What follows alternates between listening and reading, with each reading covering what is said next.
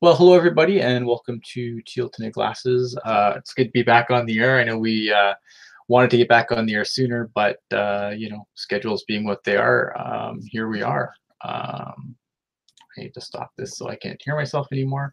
Um, I want to start the show today, kind of on a somber note, but it needs to be done. So I think the most important part of this show and what really makes this show work is you guys. I mean, you guys that watch, you guys that are in the chat, you guys that listen and tweet to us, after the or leave us comments on our YouTube stream or send me, DMs on Twitter with big long winded things about things that we might have said on the show and why you agree and disagree with them. And someone who was great for all of that was Mike Neves, who unfortunately isn't with us anymore. And I don't know the details. I strongly believe at times like this, privacy of the family is paramount. So I sure as hell wasn't going to pry to find out exactly what happened to him. I mean, and at the end of the day, it really doesn't matter what happened to him. The fact of the matter is he's no longer with us, and that's really really sad. I mean, it's Mike was always a vocal supporter of the show. Sometimes he definitely had no problem busting my balls when he felt it absolutely necessary. And you know what? I'm gonna miss the dude. I'm gonna miss the dude a lot, even though I never met him in person. I always appreciate what he brought to the chat, even if it sometimes annoyed me. And I always appreciated his passion for the team, the show, and so I'm gonna miss him. And because this show, it doesn't work without you guys. And so to lose someone like that, for whatever reason, I mean, it sucks. And obviously a little bit delayed on our part maybe, but I wanted to do it. I'm sure I tweeted out something, but I uh I wanted to really address it this way because I think he deserves that. I don't think he just deserves a tweet. I think that it's important that we bring him up on the show and to lead the show with it, because I think that again, without you guys, this this show doesn't happen. This show isn't nearly as good as it is. And so obviously, my thoughts are with his family at this trying time. And I just, I wish he was still here. Uh, Yeah, Go ahead, Chuck. I I agree. Obviously, especially this this show. It was something that Ian and Kevin and myself, we all kind of wanted to just pull out of nowhere and just sort of do. Not this one in particular, but just the whole Teal Tinted Glasses in general. And a big reason for why it's done so well is because all of you guys, for some reason, have stuck with us rather through, Jesus, 65 episodes. I mean, Yeah. you And know, then the writers' room before that, and yeah, just the writer's room and Teal Tinted Glasses version 1, and so it's been a long road, and like Ian said, it sucks. It sucks that this had to happen. But we're all gonna miss him, and we're all thinking about him and his family, and absolutely. and And I know Kevin would say these same things. I know Kevin's not with us tonight, but I know that had he been here, I don't think I don't feel out of place saying I'm sure we speak for Kevin on this as well. absolutely. And then to just kind of get past the ickiness of the week as well. Obviously, thoughts to Evander Kane's family through a trying time. I think I've been through a miscarriage, and it sucks. It's absolutely awful, and it's pain that doesn't really go away. And I'm not laughing at Evander Kane's situation. Obviously, something funny was just messaged me, and we're good. But yeah, I think obviously, want to just say something about that quick too. Obviously, it's trying times for him, and again, it's a shitty thing to go through, and so thoughts are definitely with Evander Kane and his family as well. So let's talk some hockey, I guess. Now that we got all the ickiness out of the way, got to get to a lighter note here. So I guess we can talk about. We didn't really get a chance to really talk about the post trade deadline, because I know Kevin did a show and Kevin did awesome. I know me and you haven't really discussed the trade, but I feel like that it's so far removed now that I think the best way to approach it is just like give our thoughts on Nyquist and Teal so far, instead of really going back and like I think the trade was a good one. I thought the price was right, but I didn't want to really spend too much time on that part, because really that's the crappy thing with our show now is that because we don't get to record regularly, sometimes like there's like things where I could like just go on about forever, but they're just such old news that I can't do it. So what are your thoughts on Gustav Nyquist and Teal so far, to kind of keep it like modernized topic instead of talking about something that happened 2 weeks ago? I love it. Oh man, I was, I was running around. I was, I was, I'm sorry, I'm just getting lit up in the chat, which is par for the course at this point. No, I love it. I was parading around the jerk studio, banging on pots and pans, yelling expletives out my window. It was a sight to see, really. But he's played so well. I mean, that's the crappy thing about hockey, is like everybody just looks at stats and is like, well, he's got X goals in X games, he sucks, or he's fantastic. But like when you watch Nyquist away from the puck and you watch like just how he is, in the neutral zone, in the defensive zone, like I can't see, I mean, outside of, a bad giveaway in the game against the Florida Panthers, I personally can't attest to seeing anything that was like, oh God, Gus, what are you doing? But Right. He's fit in with Tomas Hertl very well. I called him when the Sharks acquired him, I referred to him as a slippery player.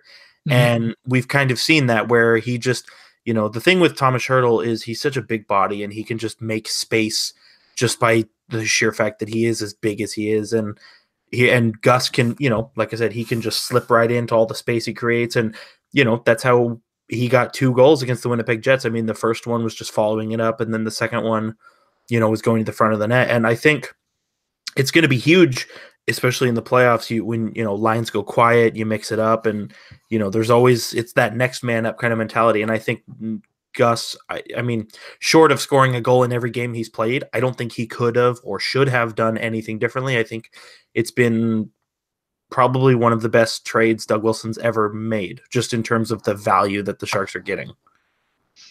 Yeah, I mean, they really gave up nothing for him, and I think that over time, like his game just keeps getting better the more comfortable he gets with the team, and obviously there's going to be an adjustment period there, right? I mean, like he's only played for the Wings up until this point, so getting to play with a new group of players obviously is going to take some time. But I'm glad that you brought up Hertl, because I think Hertl's another great topic too. Just how on Twitter, there's a few of us going on about how, like, at one point we were kind of all just resigned that Hertl just wasn't going to be a center. Mm-hmm.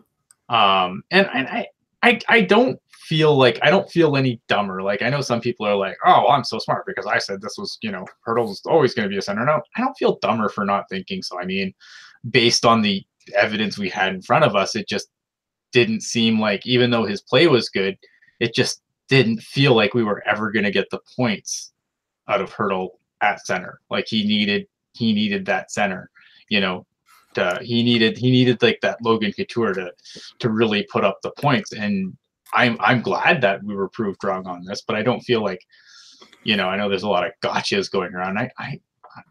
honestly, like he just wasn't as strong as he is this year. I think this year the part about Tomas Hertl's game that stands out the most to me is his strength, and you even saw that yesterday. With the way he kind of just bowled out to he kind of just came out from behind the net and just like he just went through people. Whereas I feel like before, like you didn't get that from Hertl, like while holding the puck, right? You could get that when he didn't have the puck, but not with the puck. Like I always felt Hertl was a little bit soft on the puck before the season. I would agree. Sorry. No, go ahead.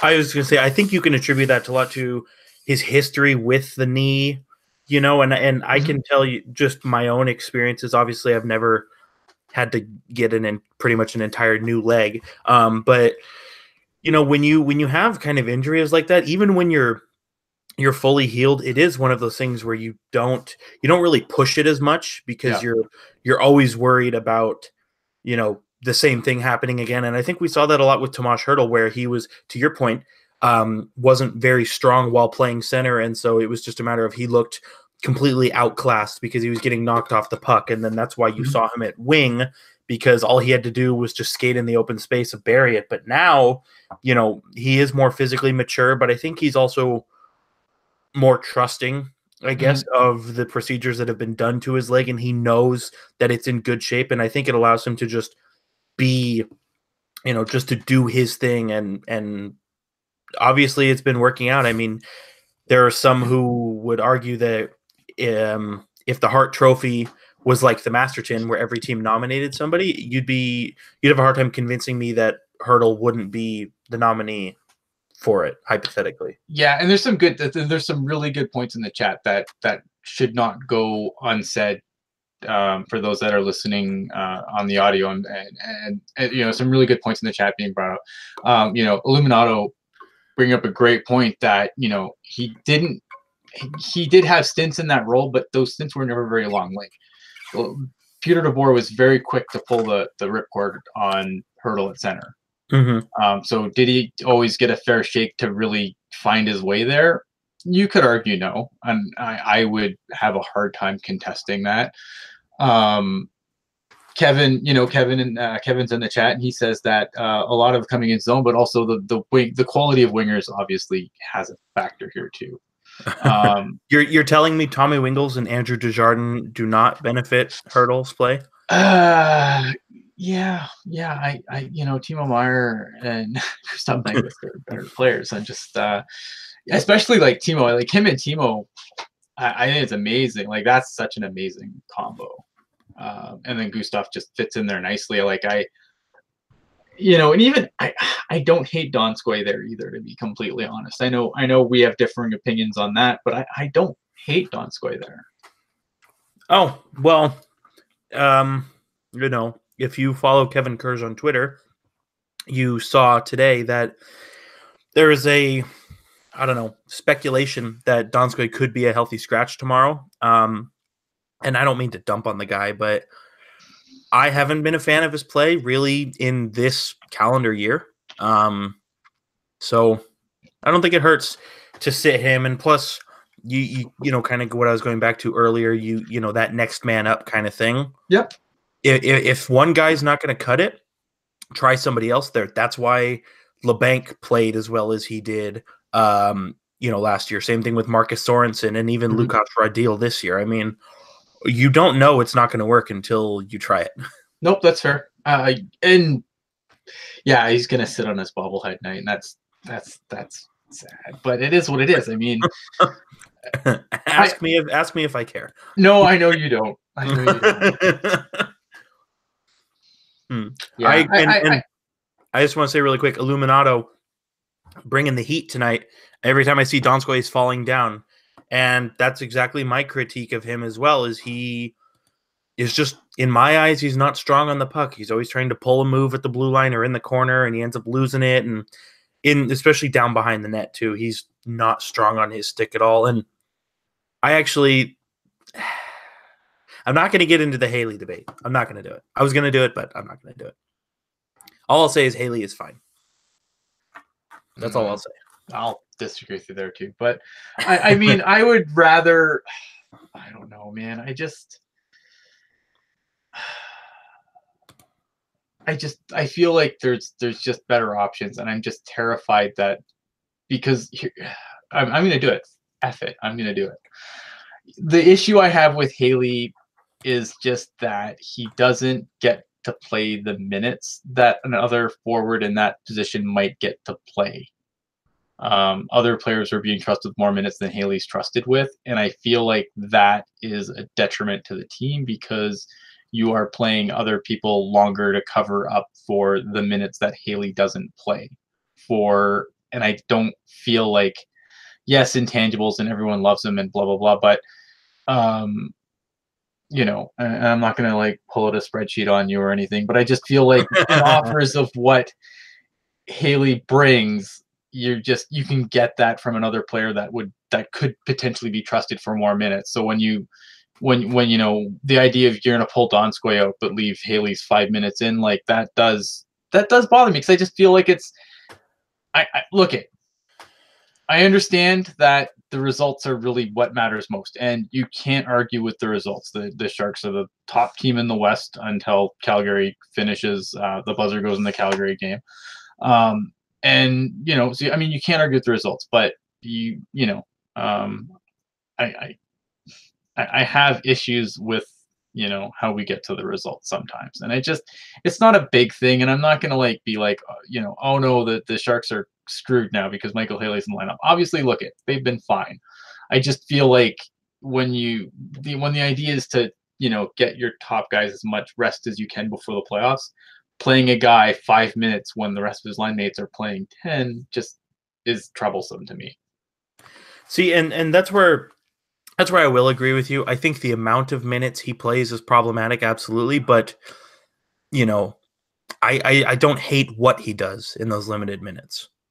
I mean, okay, then should he be getting in the face of somebody in Winnipeg when Brent Burns, who's clearly capable of himself, is doing so? Probably not. But again, like you're right. It's concerning how many minutes he does plays, but what he does in those minutes is fine with me, honestly. I mean, he hits. Kevin's coming. We're in trouble. No. All right, Ed, and everybody, clear the way. Work on your pronunciation. Kevin's coming. If I know Kevin, he's probably finding which jersey to hang up right now. Like and again, I agree that there's been lots of both digital ink and long-windedness about Haley, and some of it I think is overblown. I just feel like it's just that's the problem I have with it is just the minutes that he plays, when I feel like you could get better minutes and more minutes out of a different player that Haley is taking away from. And I just I know he didn't play in the playoffs the last year he was here.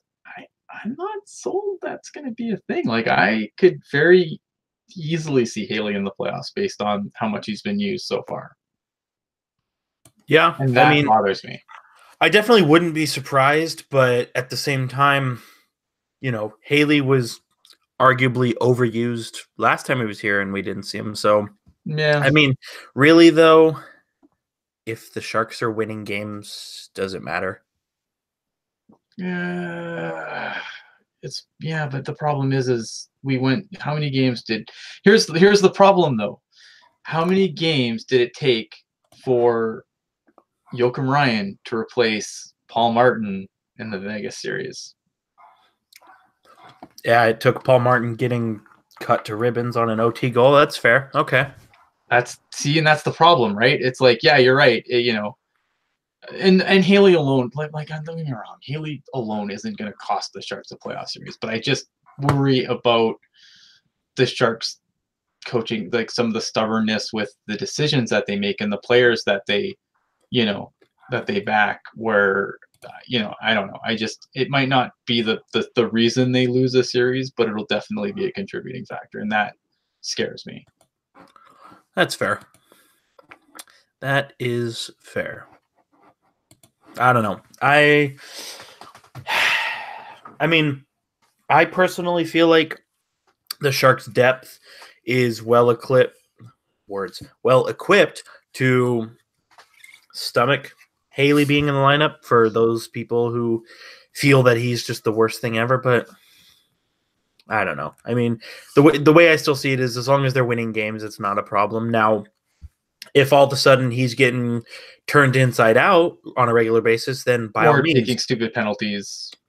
That too. But I think, I don't know. I just think Haley's in a situation where the guys he's playing with, I think those guys are good enough and responsible enough to take away from Haley's alleged deficiencies, we'll say.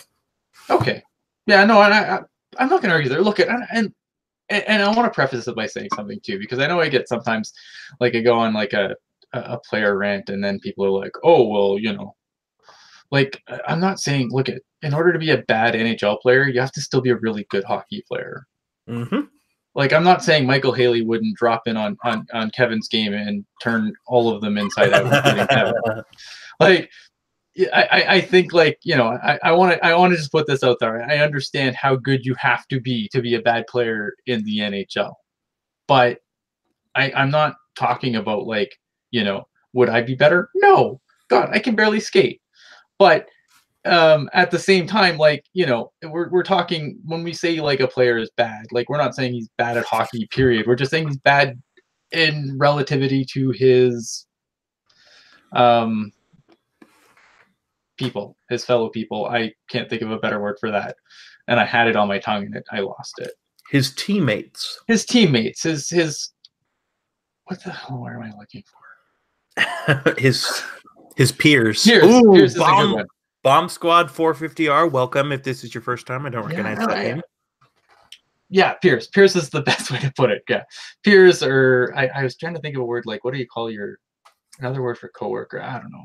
Your comrades? Comrades, yeah. Your brothers? I don't know. I was looking for a specific word and I can't find it. I'm really... Or if you're Christian Cage, your peeps. Yeah. Yeah, no, yeah, Bomb Squad's here all the time.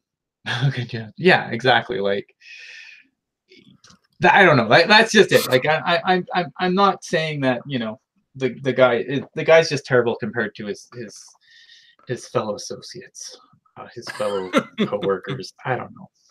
I can't think of the word. It's really colleague. Colleague, yeah, colleague. There, that is the word I was looking for. Thank you. Don't thank me. It was man to be. Man to be. Word. Word. There you go. How about Shimmick? Oh, that's awful. That's really bad. I'm really disappointed. You know, it's funny. Now talking about players where sometimes we dump on. I mean, before the season, man, I was all over Shimmick. Like, I was like, this guy isn't even gonna like this. Like, what is he? Why is he and Tim Heed still here? Because, like, in my, you know, it wasn't Shimmick that was going to get all this ice time if it came to it. It was going to be Tim Heed, and Shimmick was just going to rot in the press box the entire year. And how wrong I was. Last year, I wanted them to send Shimmick to Allen. Like, that's how unimpressed I was with him. And then here he comes, and I still go back to it. His first game in the NHL, and he's telling Brent Burns what to do. Like, that takes... Someone has to. That takes a set. Yeah, I know it does. and he's been just fantastic in the games that he's played, you know, and I think he brings it's the same kind of thing we were talking about earlier with Thomas Hertl and Gus Nyquist, where you've got this pairing of Shimmick and Burns, where Shimmick is very physical, you know, and it allows Burns to just do whatever the hell he wants. And I think the loss of Shimmick, I would not be surprised to see Burns's offensive numbers go down. I'm terrified for what that means for the defense. Honestly, like, I don't. I mean, I hope that I'm assuming Joakim Ryan's going to draw back in at some point.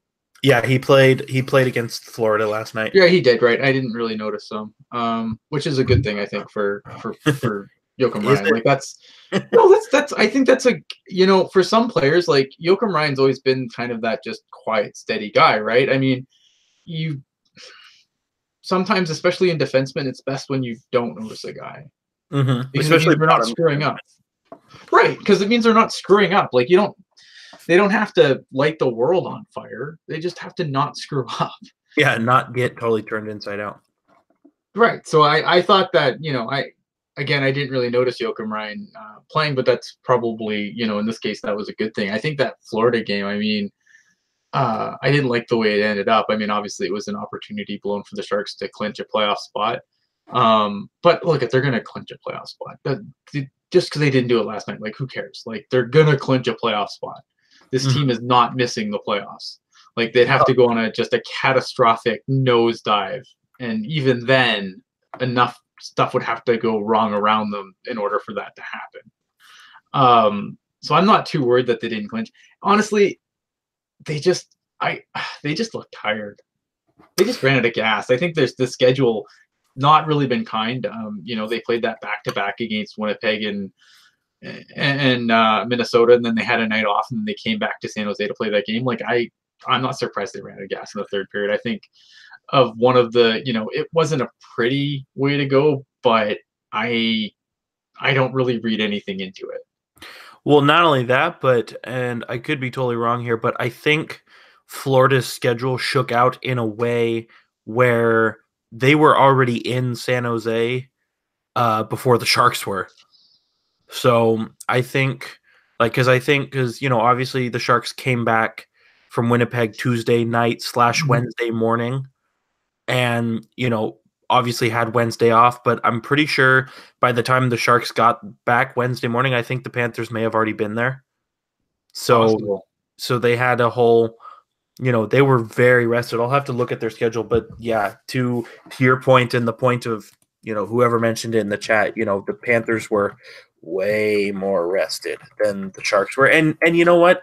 It's like I always say, the Panthers yesterday, the Panthers was the Panthers' first game since Sunday. So not even worried about it. Like, lose one, come back and win 3, clinch a playoff spot. They just won 6 games in a row. Yep. There's no need to burn it down here. Yeah, like I was really kind of surprised by some of the reaction to it. I mean, look, I get it because I have the internet. The internet's a thing that I have, so I'm used to this stuff when the Sharks lose. But I was, even though I shouldn't be surprised, I was still kind of surprised by some of the reaction. I'm like, you know what? They were in it for 2 periods. They just ran out of gas in the third, and you don't want to watch your team lose. You don't want to accept. I guess you don't want to accept losing. But in this situation, I just feel like move on. Like it's not worth dwelling over. It's not worth getting upset about. They're gonna clinch. Yeah, okay, they lost to a team that they probably shouldn't have lost. And honestly, if they played the way they did in the first 2 periods, and they had the gas to continue that in the third, they would have won that game. I have no doubt they would have won that game. Not only that, but I guarantee you the Sharks forgot about the game against the Panthers 90 minutes after it ended, and here we are 24 hours later. Yeah. Vince G doing his best impression of a stern father. I'm not mad. I'm just disappointed. Right, and that's it. Yeah, I'm sure I'm disappointed that they didn't clinch, and I'm disappointed that, obviously that they blew a game in hand that they had on, or that it wasn't a game in hand, but now that they gave Calgary a game in hand on them basically with enough points to get past them. So now that they both played 71 games, the Flames sit ahead of them by a point, and that's unfortunate. But in the Flames, they have their schedule is sweet going to the end. Like, it's not great. Well, not great for the Sharks. Great for Calgary. Calgary has a dream schedule going. When they lose in 6 games in the first round, it's not really going to matter. So, well, this Calgary team is good, but the goaltending I still think is suspect, and really it's been the top 2 lines who have been driving the bus for them this season. It's only a matter of time, if you ask me. Yeah, but at the same time, do you want to play Vegas? Oh yeah, I don't care.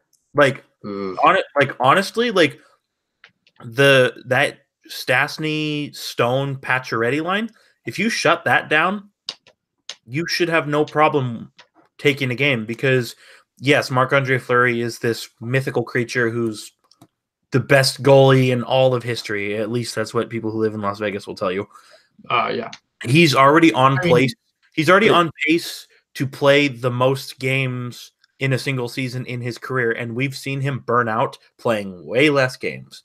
I'm telling you, it's only a matter of time. I, for one, because, as you know, and shout out to Jeff Merrick, Team Chaos. That's who I play for. That's right. That's what my jersey says. I play for Team Chaos.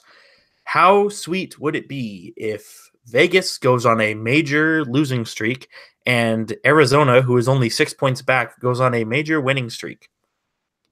Can you tell me how fantastic that would be? Yeah. Yeah, I don't know. I don't feel like the Sharks match up well against the Knights. That's my only concern. I disagree. I think if they do play the Sharks, or rather the Knights, I think the Sharks will cut them to ribbons, honestly. I mean, I'd hope so. I just feel like, if you can avoid that and just pull the wild card, like Minnesota. Right. Like a series against Minnesota doesn't scare me in any way, shape, or form. One, I don't think the Sharks are going to lose it. Two, I don't think the Sharks are going to get too banged up in it. Playing Vegas, that's going to be an ugly series. Playing Calgary, if somehow that flipped around and you somehow ended up playing Calgary, like that's going to be an ugly bloodbath of a series. Mm-hmm. Especially with the history that's already there from earlier in the season. Right. Yeah, Vegas is the new Ducks. Yeah, that's it's going to be a bloodbath. I don't know. I mean, it's going to be interesting because obviously I think like the Sharks have done really well, considering like the fact that they've been missing Evander Kane, the fact that that Erik Karlsson's, who knows what's going on with Erik Karlsson, and losing Šimek sucks. I think that's a really big loss. I think it's a maybe I don't know. I think it's a bigger loss than it might be giving credit for, and maybe I'm just not in touch as much as I'd like to be.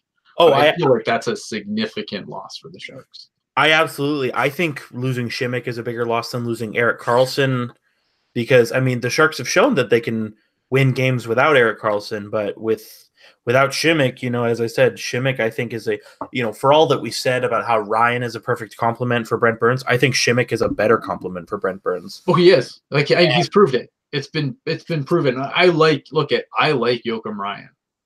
I like him as a defenseman. I think it's unfortunate that he has been the odd man out in this shuffle. Mm-hmm. But look at Šimek. It's not like Šimek was stinking up the joint and Joachim Ryan's just sitting in Peter DeBoer's doghouse. I don't really feel like Joachim Ryan was in the doghouse. Šimek just simply outplayed him for the job. Mm-hmm. You're exactly correct. I don't feel like this is just Joachim Ryan just ended up being the odd man out because handedness, I think, is a part of it as well. So when the other guys drew it, like when Tim Heat drew in, well, he plays the other side. Yeah, I don't know. I'm hoping that it ends up not being a problem. But I am definitely concerned. Like I said, and like Peter DeBoer said, in his address to the media on Thursday before the game, he said we don't need Joachim to knock people on their ass, but we need him to be physical. Right. And, to his credit, I do remember one instance where he was physical as the Sharks were entering the zone, so good on him. But, I hate the idea of saying you need to play like this guy. But Joachim Ryan could probably stand to gain from playing a little more like Šimek in terms of the physicality. But he's not as big as Šimek. Also, the problem is I think Šimek would qualify as a tank. So yeah, I mean, they're just two different body types between the two. I mean, yeah, I don't think.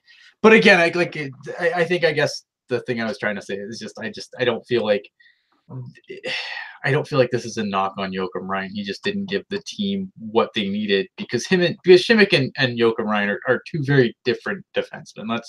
Let's be honest here. And Šimik was just what they needed. I don't think that's a knock on Joakim Ryan per se. I believe, I know there was talk that there was people making some calls on Joakim Ryan during the trade deadline. I don't doubt that.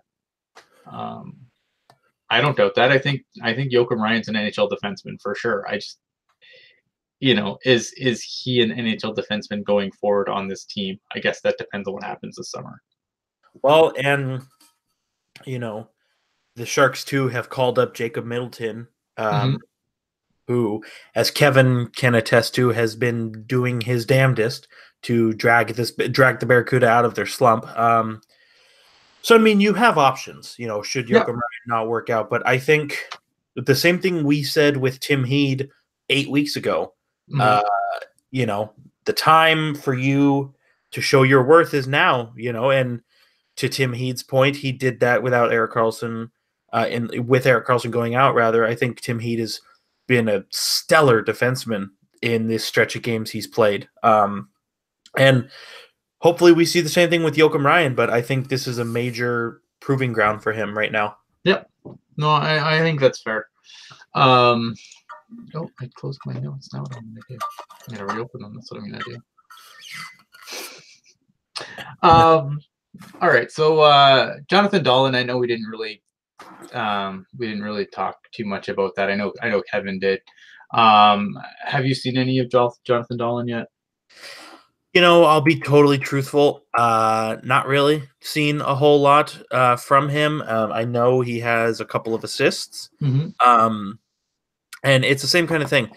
I haven't seen anything super spectacular from him, but at the same time, I also haven't seen anything where I'm like, oh my God, what are you doing? So you could argue that that's a positive. But yeah, I still think with that one, I still think there needs to be a lot of time for him to get going. I mean, we've talked about it all year. The Barracuda forward depth is very full. And especially in this slump that they've been in the last 2.5, 3 weeks, it seems like Roy Sommer is going with a different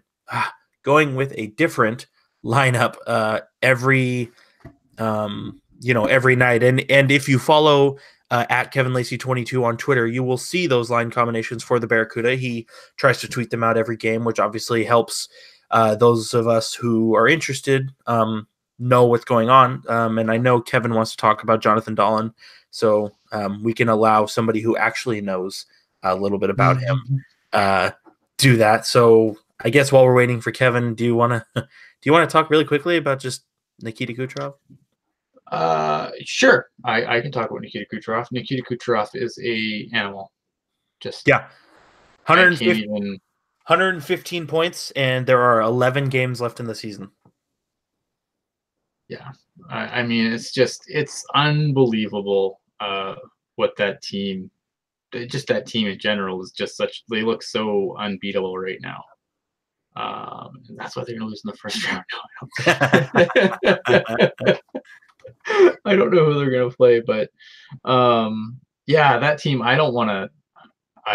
That's not a team I want to pull in the first round because I think they're going to. I don't know. Like it's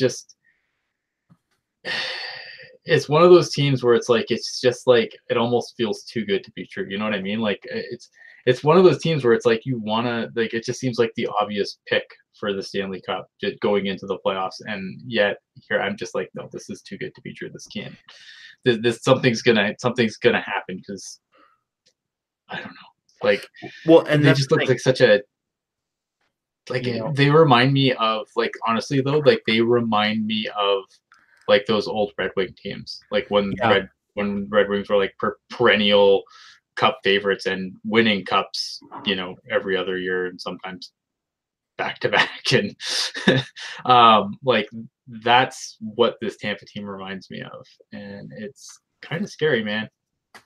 Yeah, I think it's one of the with these kinds of streaks, you always say to yourself, okay, are we coming to an end here?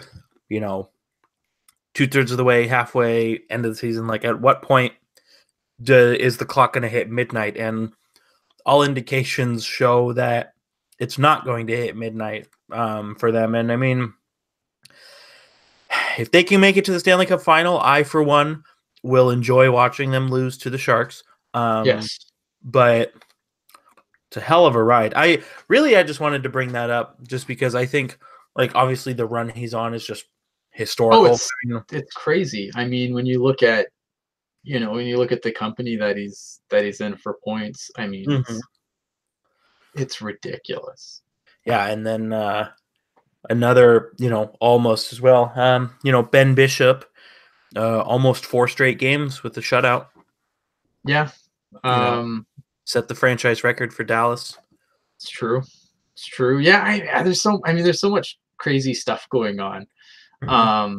Something that I yeah, and that's right, the President's Trophy curse. It's funny though because it's like it's I feel like this is gonna go one of two ways, and maybe it's just because I'm just such a cynic. Like I feel like this is a team that's gonna get bounced in the first round, or they're gonna Pittsburgh the Sharks in the final, where Yeah. the Sharks are gonna go in looking like they're awesome, and then Tampa's just gonna make them look stupid in the final. And it's gonna go one of two ways, and I hate myself for even throwing that out in the ether, but that's the cynic way. That's just the cynical guy, yeah. Well, I mean, somebody's got to do it, right? Well, that's what I'm saying. I think obviously when you look at the trade deadline, though, you had a few things going on there. Obviously Columbus was the one that made I think the biggest waves. And then kind of just went on like a little losing streak, and now now they seem to have turned themselves around. I mean, what was your thoughts on what Columbus did, and the fact that I don't know, let me look at the standings. They're the ones that are going to get either bounce to the Tampa Bay Lightning or get steamrolled by them, I would assume right now. Yeah, it's because I mean, when you're building a team, and of course, this is me whose GM experience extends to the NHL video game and then a sim league. So I'm not saying that I went to GM school, but even if you are, excuse me, even if you are the best team ever and you're loading up for that cup run, you still want to keep some draft picks just in case. And so Carolina, I got Drew Weber on the mind. Columbus, says, you know what? Bump that. We're going to trade all of our draft picks except for a fourth. And I mean, to their point, they loaded up to try and put themselves, make themselves stand out from the pack. I mean, you've got Carolina, Pittsburgh, Montreal, and Columbus all essentially vying for 3 spots. One of those teams who probably deserves to make it isn't going to make it, though I think Pittsburgh has kind of edged themselves ahead. I know Jessica will be very happy about that. But I still think from Columbus's perspective, I still think Matt Duchene, I still think that was a huge trade. I said it on our trade deadline show. I would not be surprised to see him re-sign. Same thing. Ryan Dzingel has taken quite a bit of time to catch on with them. He's only got a single goal in 9 appearances with them. But again, the word on the street is that he's already expressed, an interest or a curiosity, if you will, to re-sign in Columbus. He did go to college there. I'm not telling you it's true. I'm just telling you what I heard. Okay.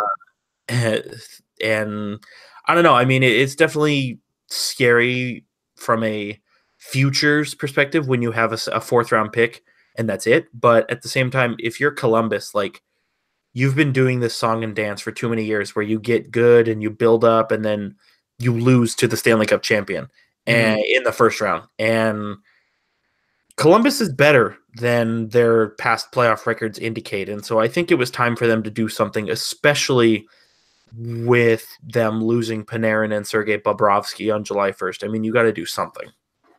Yeah. And that's the thing. You know what? I like it. I mean, I know that, when they started losing immediately after, everyone started making fun, oh, they're all in. But you know what? I like this. This is what more I wish more teams would be like this, because I feel like in today's league, like in today's NHL, too many teams go the bottom out route. And you can't argue because it works.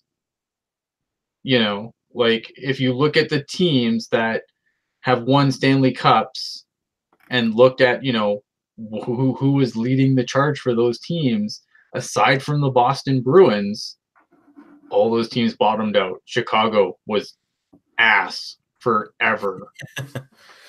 LA ass for a long time, and then picked up some players, and then they did make some trades.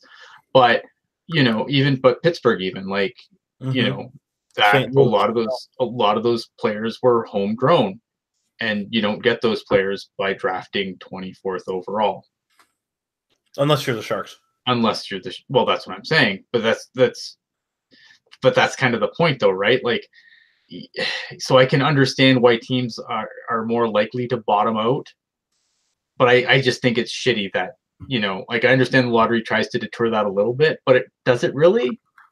Like, if you look at half of the teams in the league right now, you look at like the bottom, like let's look at the bottom of the standings, right?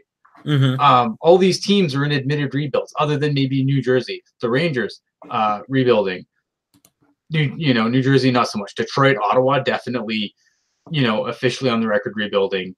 In the West, it's a little bit different, because some teams are just there because they avoided rebuilding when they probably should have.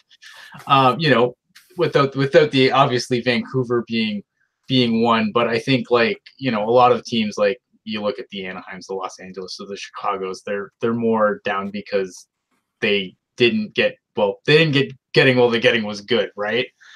So I think it's frustrating as a fan that that's the way to go, and I think it's worse than other sports, but I don't watch other sports enough to really speak with any authority. But I don't know. I feel like I like the fact that Columbus said, no, we're not just gonna sell Bobrovsky and Panarin at the deadline and just wait for some draft picks. We're going for it now because we have a good team, and I wish more teams would. Even if Columbus gets swept in the first round by the Lightning, I mean, at least they went for it. Like, and I know that maybe after the fact you can always crap on them for it, but I wish more teams would, that are in that position where they're more of a bubble team, like where I think Columbus shouldn't be a bubble team, but they are this year. And I wish that more of them would opt to go for it than, enough, F it, we're not beating Tampa, so screw it. And Ian, I think it was Jeff Merrick who said that he was in agreement. I'm in agreement. I love what Columbus did. And if Columbus does have some success, say not necessarily cup finals, but say they get to the conference finals or something like that, that might be the push to get other teams to finally start doing this. What you said about teams bottoming out because it works, if they see it, Columbus buying all in and saying, F it, do it live, and they go for it, and it almost works or it does work, it's a copycat league. It is. We saw it with the super giant goaltenders. Everyone, Pekka Rinne, 6'6", everyone must be 6'6", So I'm with you. I hope the best for, I hope for the second best for Columbus.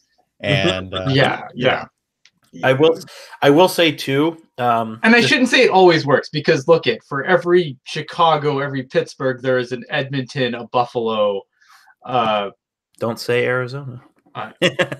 Arizona, but there are teams that are just, there's a Florida, there's teams that are just perpetually bad at the same time. So I'm not saying it always works, but I'm just saying but it does work some of the time, and it works. Unfortunately, the teams that it's worked for, like Kevin said, copycat league. I will say, just to kind of put a bow on that, and then we can talk about something else. You mentioned Chicago as being, a team that's kind of bottom out, and they're paying for their cups and all that stuff. I don't know. That game against the Toronto Maple Leafs on, I want to say, Tuesday or Wednesday of this week, and then obviously just like looking at what they've done to that roster the last 12 months, I think they might be already swinging back up, honestly. I mean, they've got good young pieces that they've traded for. I know you know, we've been very critical of Dylan Strome on this podcast, but I think he's been huge for them, and I think he's unlocked his potential. I've been a major fan of Brendan Pierlini for years, and he hasn't done a whole hell of a lot aside from, you know, the last 10 days, but I think he's huge for them. And then, you know, a team that has Patrick Kane, you can never truly count them out. And Right. I don't know. As much as I hate to say it, obviously, because they're kind of like the heels of the Western Conference, but I think Chicago might be onto something there. And considering they've actually saved their draft picks for the last 2 years. Yeah, it's just the problem there is unfortunately though, like you still have like Duncan Keith isn't the Duncan Keith of old. Mm-hmm. Brent Seabrook hasn't been Brent Seabrook in 4 years. Yeah. And they're not going anywhere. Yeah, that's true. And as long as, you know, I mean, that's a huge anchor. And then you have Corey Crawford's health as well. Yeah. But like, but I'm not saying you're wrong. Like, I agree with you. Like they could be on the upswing. There's just, unfortunately, those things that are just, I think, holding them back from really, you know, because if they could get out from under, especially on their defense, some of those contracts on the blue line, at least, that would leave them some. They could very quickly do something with that, and it would be very scary. Well, and that chance they took on DeBrincat sure is paying off. Yep. Kevin Lacey, 22. Hello, Kevin. That is I. Hey, guys. You guys were rocking there. Whoops. You guys were rocking there. I almost like hate to jump on because I thought you guys had a great flow, and then I kind of ruined that by saying, "Hey, I'm gonna come on." And you're like, "Oh no!" But I am happy to be here. And for those of you listening on your favorite podcatcher, I am Kevin Lacey. Glad to be here. The time is 9 o'clock. The time is nigh. The time is nigh. How? What have you caught much of Jonathan Dahlen so far, and what have your thoughts been on his play with the Barracuda, if you have? You know, Jonathan Dahlen, he's been okay, but he's been really, as we like to say on this show, and if you haven't heard it before, please subscribe. As we like to say, he's a guy. He's a guy. He's a guy. We want him to be more than a guy.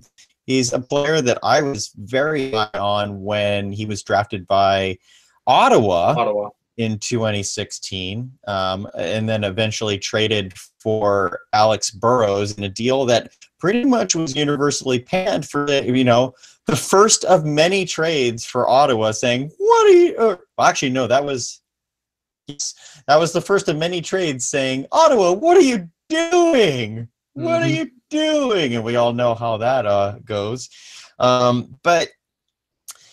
Apparently, he had issues with the coaches in Utica. I honestly don't even know who replaced Travis Green over there, but apparently he had an issue where he felt he's an NHLer, and he really didn't do much of anything in Utica to deserve that praise and that merit. So I guess he requested a trade through his agent. The Sharks came calling around. It might kind of be a situation with Nikolai Goldobin where Doug Wilson was begging anybody to take Nikolai Goldobin.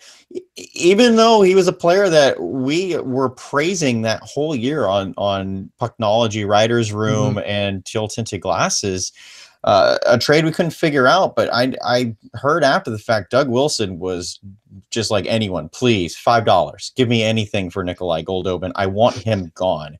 And I don't know if it was that bad in Utica, but I wonder if it's kind of like a payback, like, hey, you took our problem child, we'll take yours kind of thing. I still really like Dahlen. And I think he's got a lot to bring, but he's going to have to bring it. Right. And I feel like this is one of those things where You know, I'm not too like obviously you'd like to see some positive signs this season, but next season is going to be where I'm really watching Jonathan Dahl. Yeah. Because like I feel like this season, you know, it's kind of like the situation in Toronto where with Nylander right now, where a lot of Leafs fans are obviously mad at him because he hasn't been on. When I'm like, but you're looking at this season and you're completely forgetting his first two, right? And obviously, Dahlin's a different animal because this is his first year in North America. But you know, before he came over, he was touted as one of the best players not playing in North America. Yeah, yeah, exactly. So to get him for Linus Karlsson, who's not been very good in the Allsvenskan this year.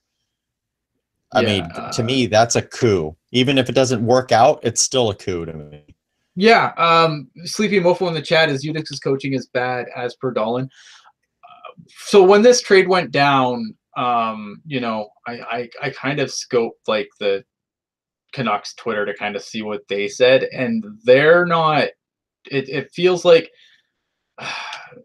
I feel like Canucks fans feel the same way we did about Worcester, where you know before they moved to San Jose and before they actually cared that they had an AHL team. Like I feel like Utica's in a very similar situation where they've got a few good players surrounded by just journeyman. I'm trying to think. Is Trent Cull the coach of Utica? I feel like that's. I don't know. Yeah, but I like, and I'd have to go and check that. Like, you know, I'm just kind of going based on what I read on their Twitter. But they made it sound very similar to the way it was in Worcester, where you know, if you were going to be anything, you better hope you made the NHL roster, because if you had to spend any time, you know, if you spend too much time in Utica, you were just basically never coming back from that. Yeah. I think you're right, Ian. I thought I read something like that too. Of course, it's all speculation. Right. And again, preface that complete speculation on my part. I have nothing other than some secondhand anecdotes on Twitter to base that off of. Yeah, I do feel like I saw similar comments about that. Even to the point where Vancouver possibly relocating the Comets kind of thing. But I think they just renewed their relationship with the Comets, so I don't think they're going anywhere. Mhm. I might be mistaken on that, but I feel like that was also a thing. But yeah, they have had some roster turnover this year. Like a player that I thought might be an under the radar AHL signing was Tanner McMaster, who started off the year in their top 6 and eventually was traded to, I think, like Hartford or something for nothing. And just, I mean, that's the kind of year that Utica's had. And Olli Juolevi, who, you know, top 7 draft pick a couple of years ago. Top 5 draft pick.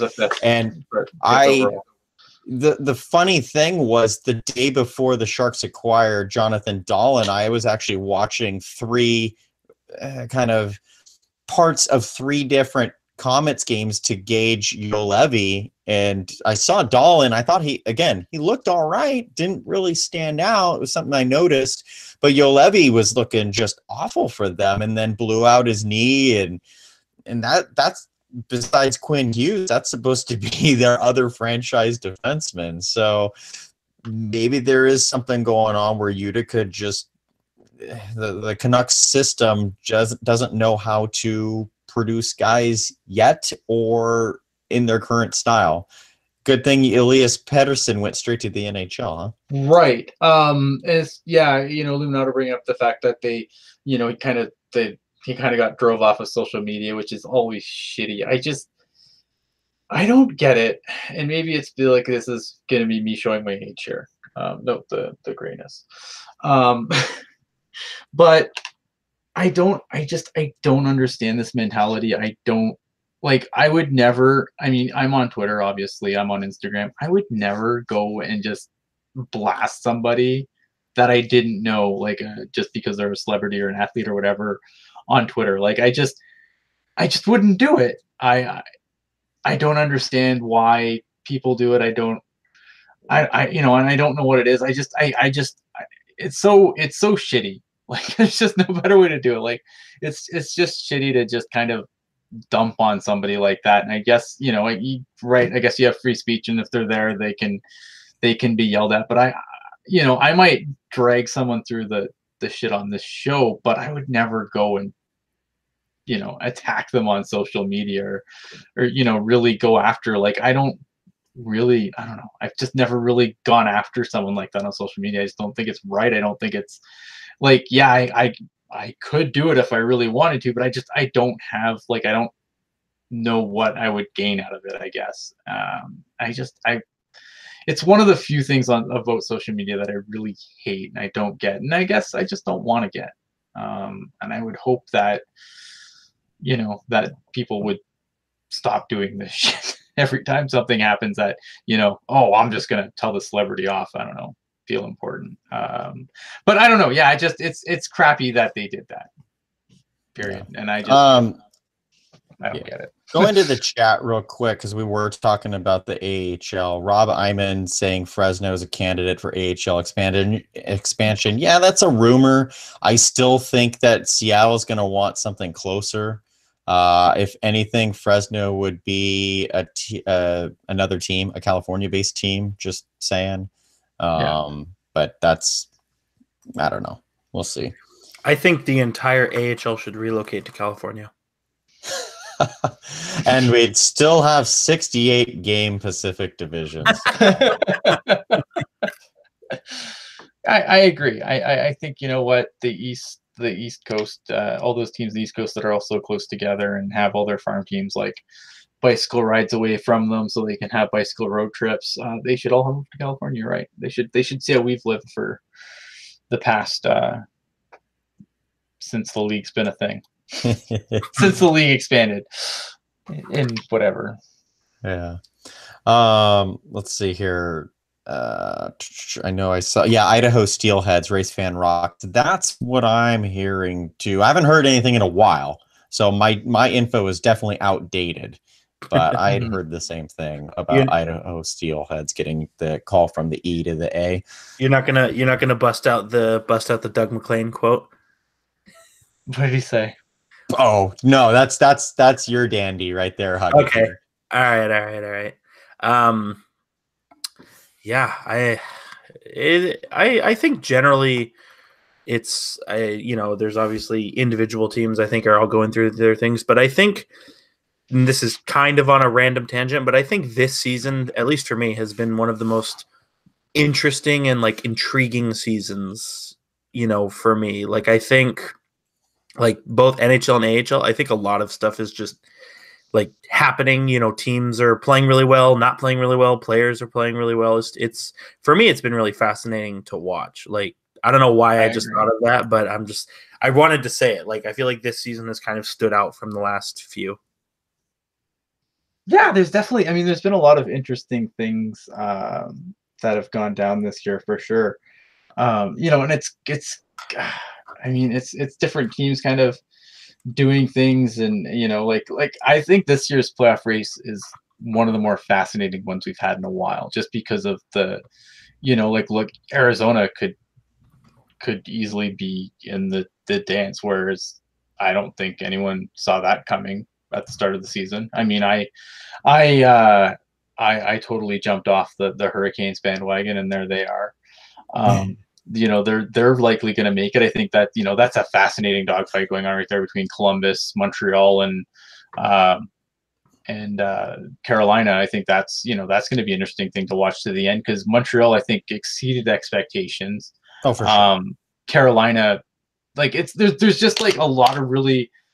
It sucks because, like, in that situation there, in that race, like, those are just three really interesting stories and one of them is going to end when the season ends. And I think it's unfortunate, but it's also fun to watch. Yeah. Who else has been fun to watch? Arizona Coyotes. Yeah. They beat Anaheim 6-1 last night. I know. Like, you look, I'm just looking at some of these races. They're interesting. And I think what's also interesting is, like, some of the teams where, that have to just be looking and being like, okay, wait, what the hell just happened? Like, what the hell happened? Colorado. Arizona's doing the same thing they did last year. Remember, Arizona had like the third best record in the NHL after the All-Star game, but nobody really knew it. Right, because they were so far out it didn't matter. Right. Ian, so because you mentioned Carolina and how, well, besides the fact that they've been a whole lot of fun and a whole bunch of jerks. Yes. That's a team. You look at Columbus at the trade deadline going all in. Yeah. And there have been mixed results, but still, I praise them for doing it. Carolina is a team that said, you know what, we're not really going to do anything. I mean, most of the Eastern teams did. Montreal's another team. I guess you could throw Montreal in this with Carolina, in that they should be praised for not selling off and just saying, hey, you know what? Let's just see how it goes. Well, yeah, I mean, I don't think I think for teams like that, like I think it's I don't know. I feel like, I mean, Carolina should have been a playoff team 3 years ago. Like, I feel like they should have been a playoff team the last 3 years based on the talent, like what they had on their roster. Like, you would think they would be better. Like Montreal, I didn't think they'd be anywhere near a playoff spot this year. Like, I thought they'd be a complete disaster. And apparently now Mark Bergevin's a genius again somehow. This is how these things work in the NHL. You have one good season and you're a genius again. When really what's been the big story in Montreal this year, like, it seems like it's the big story every year in Montreal where they play above their heads, is Carey Price. Mm-hmm. So I don't know. I like, I think Montreal's done something, but I like the fact that maybe that, not that they didn't go for it, but they didn't sell, but they didn't overly buy either. Like, you're just go in, see what happens. Don't give up assets to get something that's not gonna maybe put you over the hump. Like, I like that at the same time, because because now then you have your assets and you can continue building for next year. Whereas I think, like a team like Columbus, in my opinion, is in a very different spot, because this is it for them. They're going to lose their starting goaltender, and they're going to lose starting goaltender, and they're one of their probably their top scorer, if not one of the best scorers they've probably ever had. With all due respect to Rick Nash, like, they have to do it. Like, they have to go for it. Whereas a team like Montreal, a team like Carolina, they don't really have to go for it. They're allowed to be just happy to be there, because they can continue to be well. While all these other teams are buying, they're keeping their assets, and they're going to be like Montreal. So there's no reason Montreal can't be in the playoff hunt again next year. Mm-hmm. There's no reason Carolina can't be in the playoff hunt again next year. Whereas Columbus, I have no idea what Columbus looks like next year. So, okay, so you have Columbus in the second wild card spot with 83 points, and you have Philadelphia outside with 76 points. So they're only 7 points away, but does Philadelphia still have a chance, or I think they're tonight didn't. I don't think tonight mathematically sealed their fate, but I feel like it's basically the percentage chance for Philadelphia to get at this point has got to be infinitesimal. Yeah. Okay, I got to talk about it, because the chat, pretty much ever since we started talking about the AHL, the chat has been going berserk. And thank you, chat. Yes, thank you, chat. Has been going berserk over AHL affiliations. I feel like we... Okay, so, talking about Idaho, I thought Sacramento doesn't have an arena. I think it was Illuminato earlier said, how do Bakersfield and Ontario have teams and Sacramento doesn't? It's venues. Ontario and Bakersfield had the benefit of already having ECHL clubs, so they had hockey in their buildings. And Sacramento didn't have a hockey building, and they built the Golden One Center, and it's still not a hockey building. It's a gorgeous facility. I've been there, but there is no way they will have hockey there, unfortunately, because I really thought I was on the whole move the Barracuda to Sacramento bandwagon once that building opened. And then once I went inside, I went, this isn't happening. So Hockey Jerk in the chat said, you know him. He said the AHL arena to be, or at least rink to be at Solar for America Ice. I still think that is plan A. Yeah. But I do know that the blueprints have been in place since I think it was 2011 or 2013. The Yeah. blueprints have been in place, and it hasn't happened yet. Yeah, it's something. It's something that it's trying to be worked on. I'll tell you this: what is that street right there? If you go down It's 10th and Alma. Alma, no, one street over. It's Alma, and it's And dang it, what's it it's called? not. Is it Center? Oh, Center on the baseball stadium side. Yes. Center. If you that corner, Alma and Center, whatever street, road, whatever. Center Road. If you look, that area behind the baseball field, they are starting to push around dirt back there. Huh. And from what I understand, the whole holdup with it is the baseball diamond being there. There are movers and shakers who think that the only way that happens is if the baseball diamond gets knocked down. And I know, I'm personally not a baseball fan, but to me, it's still an iconic place to be. I would really be upset if that happened. Yeah, but that's, to your point, Kevin, the venue out there, which I believe would be shared between the Barracuda and San Jose State and, the Sharks, San Jose Sharks beer league, whatever. I believe it would be a mutual deal. Like you said, that's plan A. And I did want to mention earlier, you were talking about how Golden One is not a hockey arena. You're absolutely right there. And actually whether this is totally pure coincidence or if it was planned this way, but should things ever get to the point where the Sharks are like, man, we're going to leave San Jose, good luck, because Golden One and the Chase Center were both built for only temporary ice capacities, not permanent ice capacities. Yeah. And to upgrade to permanent ice capacities, you have to dig up the cement and you have to relay a lot of meters of pipe, and it's a pain in the ass that some say is not worth it. And something to be said for that too, I'm assuming that both these arenas were built for basketball. Basketball and I believe like concerts as well. Okay, so arenas built for basketball generally have crappy sightlines for hockey. Like if you're not built if you're built specifically for basketball without hockey in mind at all, the sightlines are usually awful. Hello, Barclays Center. Mm-hmm. I can see that.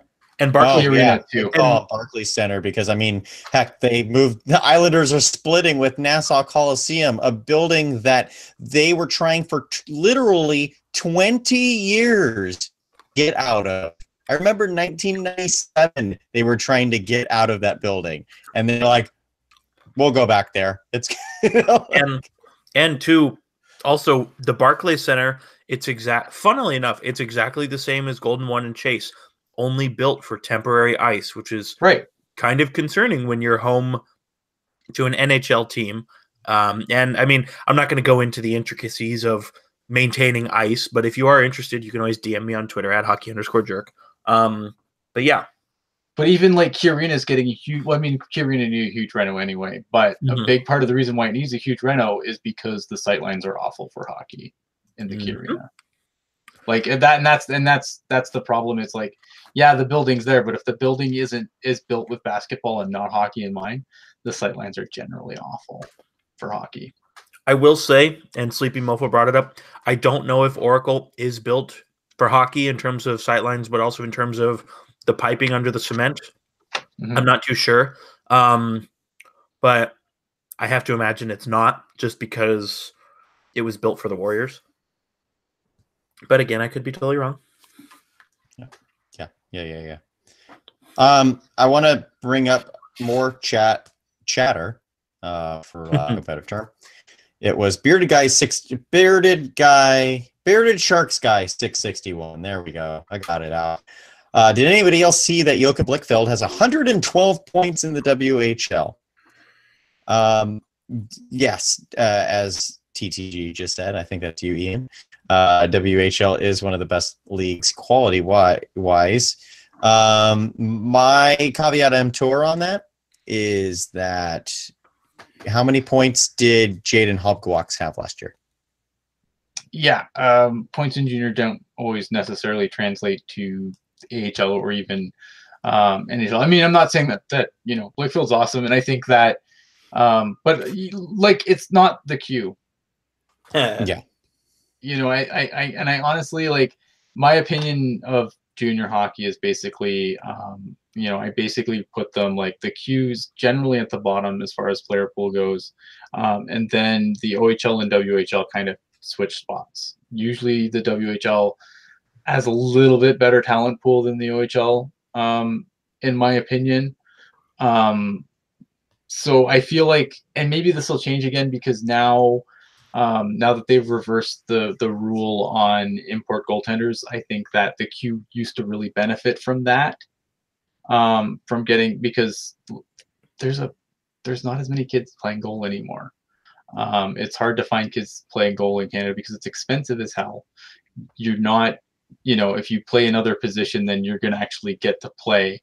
Playing goaltender, I mean, there's 2 goaltenders on every team. So as you improve in the levels, I mean, there's only, your chances of making it to the next level are so slim that it's hard to find, a lot of these kids that are playing goal in junior hockey, a lot of them wouldn't be there if there was imports allowed because they're just not that good. And that's not to, I don't want to rag on these people. I don't think it's their fault. I just think that this is where the import rule has really hurt junior hockey, and the Q specifically being one of the leagues that really suffered by it, because you just blow pucks through goalies in the Q. I'm not gonna lie. I mean, you do that through all of junior hockey, but in the Q, it's always been kind of a problem. Whereas, we saw that with Timo Meier when he first came up, where he kind of just shot the puck from anywhere.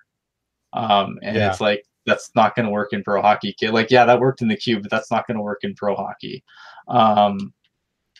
So I'm hoping that with the import rule, maybe the Q can kind of catch up a little bit. I'm not saying, like, again, there's a lot of great players that have gone to the Q. Sidney Crosby came out of the Q. Nathan McKinnon came out of the Q.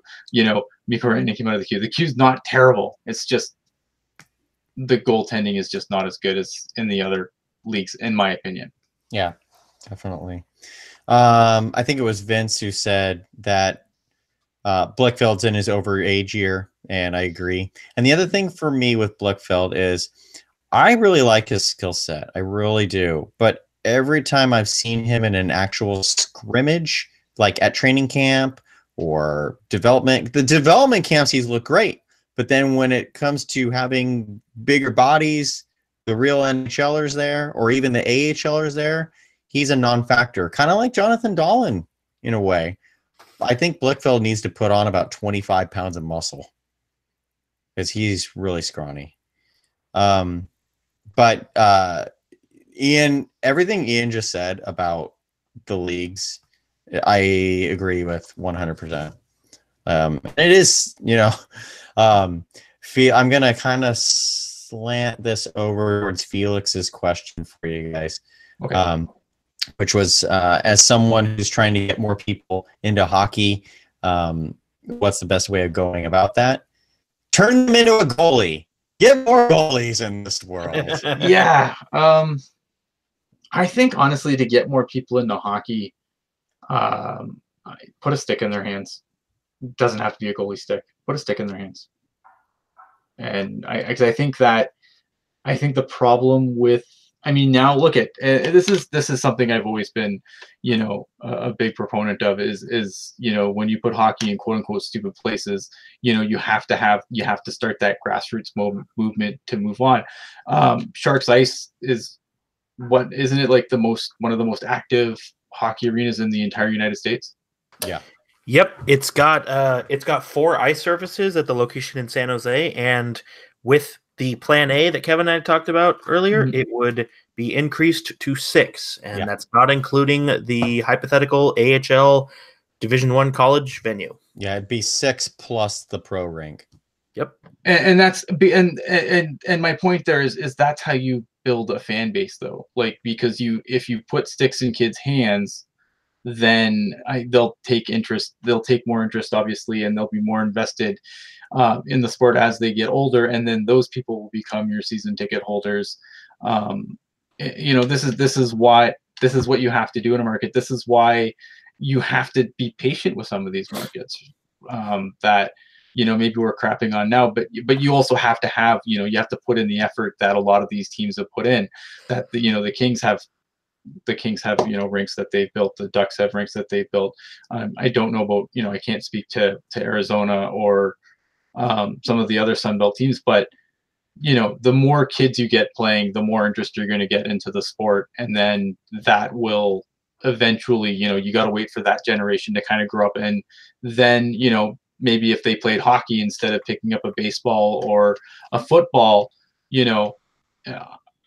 I'm not gonna lie, like I'm very not adamant about it, but like I'm not really a fan of other sports. Why? Because I never played any other sports. All I played was hockey. It didn't matter what season it was. It was road hockey in the summer, road hockey all the time basically. But like all I played was hockey. I never really played baseball. It didn't matter if it was 40 degrees outside. I was still outside with a stick in my hand or pads on and sweating like a dog, trying to make saves like Patrick Waugh.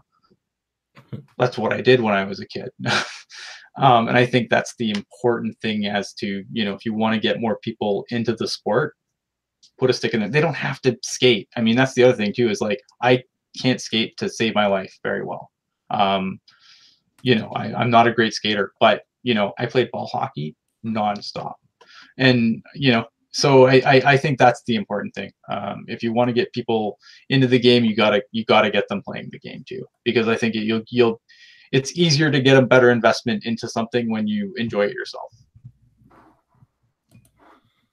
Yep, I agree. I also think starting younger as well is a good way, to do it. Because I know, like, literally how I got into hockey was, I mean, obviously playing hockey, I mean, it obviously cemented things, but honestly, just, as a kid turning on the TV and thinking, wow, this is fast. This is different. It's not, you think about every other sport, soccer, baseball, football, basketball, everybody's running, but it's like, oh, wow, you have to know how to ice skate. Like, it's just an extra, little piece to the puzzle that I don't know, all kids are different, but to me as a kid, I was fascinated by that kind of stuff.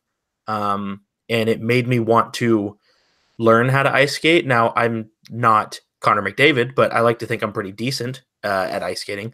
And, a lot of that is just turning it on and watching. And, I said in the chat, to Felix's question, get them out to a game. And, the San Jose Barracuda are a very good, cheap option. I think that's the best thing, is just seeing it, just watching it, and just soaking it all in. And, going with the right people too. You don't want to go with somebody who's like, okay, let me explain to you what offside coach's challenge is. You don't want to go with those people, but go just. But you got to find the happy medium, because you don't want to go with the guy that's like, shut up, I'm watching the game. Yeah. See, in other words, don't go with me. But you just if playing is not your thing, just watch it. TV. Oh yeah, for sure. I'm just again, I'm not saying you have to play. I understand. No, and in the chat, like, yes, look, at hockey's an expensive sport to play. That's no joke. There's a reason why it's a predominantly white sport. Yeah. And I think too, it's really good. And I think the NHL has, or the NHL or NBC or whomever is to, give kudos for this. But my biggest complaint is, and we've talked about this many times before, but, NBC was showing Chicago, Pittsburgh, Philadelphia, San Jose, and which, I mean, love San Jose, obviously, but what they've started doing this year, and I still don't believe it's all 31 teams. I could be wrong. Somebody will have to correct me, but NBC has done a good job this year of getting a majority of the teams on NBC or NBCSN at least once. I think the Devils, right, because they got tired of me complaining to them on Twitter about like, To your point, I think they've even like before. I think this year was to that point. I mean, this year I don't think there's ever really been any Canadian teams on NBC before this year. Yeah, exactly. And even to that point, I believe it was on Wednesday, NBC had a doubleheader, and the second game of the doubleheader was New Jersey and Edmonton. Now, I can tell you that I watched that game and it was boring, but it was still there.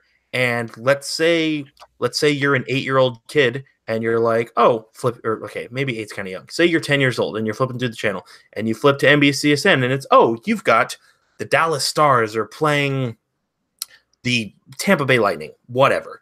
And you're like, man, that Nikita Kucherov really is something. Or if you're a kid, wow, I really like number 86. And all of a sudden you have that natural attraction to the Tampa Bay Lightning. And it's why our very own Ian Reed is a Sharks fan, despite living in Southern Ontario. And not Ontario, California. Correct. Ontario. Northern Ontario. It's Ontario, CA, but it's not. Yeah, not Ontario, California. Yeah. How did I guess because I know we've kind of been on for a while and I know we're kind of just rambling around now. Have you guys what are your thoughts on the playoff format? What have your thoughts been on some of the belly aching over the playoff format? Justified, unjustified? Are you with them, against them, indifferent? I have not been on board with this playoff format since it was announced.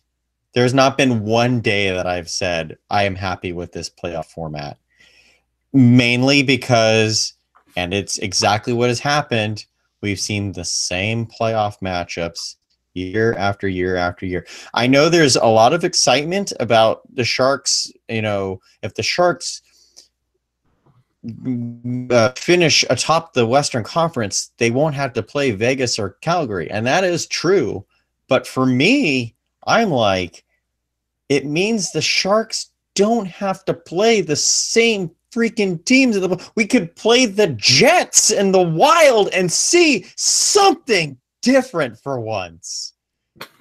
And to me, the whole reason this playoff format exists is because the NHL wanted a Montreal-Toronto playoff series that they haven't had in, 2 or 3 decades now? To me, that's the only reason this playoff format exists. And what sucks for the NHL is that either or both of those teams have sucked ever since. So I don't know if it's specifically for specific matchups. I think the idea was to have, teams not like, especially like a team like Detroit, right? Like a team like Detroit would have to come out and play San Jose, and then before they move to the East, obviously they'd have to come out to San Jose. That's the on paper public reason. Well, I think it's important though that they want teams to be playing in their own time zone. Right? Like they don't want the playoffs because look by the end of the playoffs, everyone plays in Eastern time. We know this. Mm-hmm. But to start, right? Like I think they really want teams to be playing in their own time zones, reducing travel and stuff like that. Whereas like obviously it doesn't completely work because like the wild card, like if let's say we play Minnesota in the first round, like obviously, some games you guys are going to get screwed on some games because they're going to be on before you even get off work, and then for the people in Minnesota, they're going to get screwed because their games are going to be on stupid late. I think a lot of it is trying to avoid that in the early rounds, because then in the later rounds again they don't care. Like obviously everything goes to Eastern time, or at least at a time where it screws with you guys. Not really doesn't screw with you guys the least, I would say, but it's like it's the most happy medium. The games will start at like 8 or whatever, right? 8 Eastern, obviously. I mean, not obviously 8 Pacific, because that would just not fly. I don't know. I mean, I like the divisional format. I don't. If you're gonna do 1 through 8, do 1 through 8. None of this. Oh well, you won this division, and yes. You know what I mean. Like, I hated when the thing with the old format, because everyone's like, oh, teams that shouldn't be in the playoffs are in the playoffs now. Bullshit. It worked the same way in the 1 through 8. The Southeast Division would either make the playoffs by winning the division or they would have missed entirely. And they would be a home seed despite having less points than the 8th seed in the Eastern Conference. Like, don't tell me, like, there's such revisionist memory bullshit on this that and you have to call it out, because it's like, that 1 through 8 seed was, yes, I understand the benefits to it, but it also was stupid because, there's always that one division in each conference that was just absolute dog shit, and they would get a playoff spot simply by virtue of, well, not just a playoff spot. I would be fine with them getting a playoff spot. It was a top 3 spot. Well, otherwise, but I mean, in that Southeast division for the longest time, I mean, it was if it wasn't for that seed, they wouldn't even made the playoffs, because they either won the division or they missed because they didn't have enough points to even finish 8th. Well, and it was, and you even think back to that Northwest division, right? I mean, Vancouver wins the division, and then it's like, okay, we got Minnesota, Colorado, Edmonton, and Calgary. Flip a coin, and pick one. For me, I'm not a fan of the playoff format. Ed, and feel free to light me up. What do you guys think about 1 versus 16?